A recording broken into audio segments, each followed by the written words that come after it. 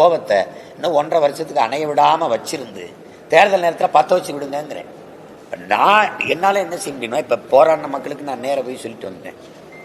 இந்த டங்ஸ்டன் சுரங்கம்ங்கிறது எந்த கொம்பை வந்தாலும் சரி அந்த இடத்துல ஒரு கல்லை கூட எடுத்து பற்றி போட முடியாது. ஏன்னா நாங்கள் இருக்கிறவரை எங்களுக்கு வேலையே அதுதான். என் மண்ணை, என் மக்களை, என் மண்ணின் வளத்தை, மக்களின் நலத்தை பாதுகாக்க தான் கட்சி வச்சுருக்கோம். தேர்தலில் நின்று ஓட்டு வாங்கி அதெல்லாம் எங்களுக்கு போட்டால் போடுங்க, போடலைன்னா போங்க தான். அதனால இப்போ நாங்கள் தமிழ்நாடு அரசு தீர்மானம் போட்ட பிறகு நான் போராடினேன். நான் போராட நேரம் கட்டதுக்கு பிறகு தான் தீர்மானத்தை போடுது. ஆனாலும் இந்த தீர்மானம் வெற்று தீர்மானம் எனக்கு தெரிஞ்சு மறுபடியும் போராடினேன். அப்போ கேலி பண்ணாங்க, தீர்மானம் போட்ட பிறகு இதுக்கு தேவையில்லாமல் போராடுறாங்க. இப்போ என் மக்கள் பல்லாயிரக்கணக்கில் தெருவரங்கி போராடுறதுக்கு எதுக்கு தெரியுமா? உன் தீர்மானம் எனக்கு ஒன்றுத்துக்கு பயன்படலை, அது மேலே நம்பிக்கை இல்லாமல் தான்.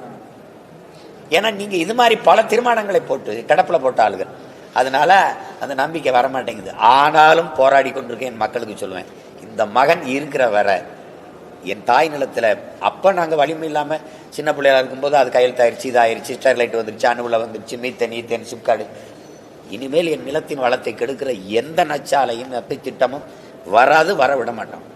அதனால அவங்க போராடுறது மக்களுக்குள்ள இருக்க அச்ச உணர்வு, அதை வெளிக்காட்டுறாங்க.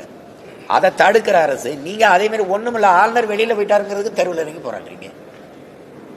நாங்க பிள்ளைகள் படிக்கிற பல்கலைக்கழகத்துக்குள்ள ஒரு குற்றவாளி உள்ள போயிட்டாருன்னு நாங்க போராடுறோம். இன்னும் ஒருத்தர் நிலத்தை நஞ்சாக்குற நச்சு திட்டம் உள்ள வரக்கூடாதுன்னு நாங்க போராடுறோம். அதுக்கு அனுமதி தர மாட்டேங்கிறீங்க. இந்த போராட்டங்களை எல்லாம் அவர் கேட்ட முதல் கேள்விதான், திசை திருப்பதற்காக இந்த வேலையை நீங்க செஞ்சுட்டு இருக்கீங்க.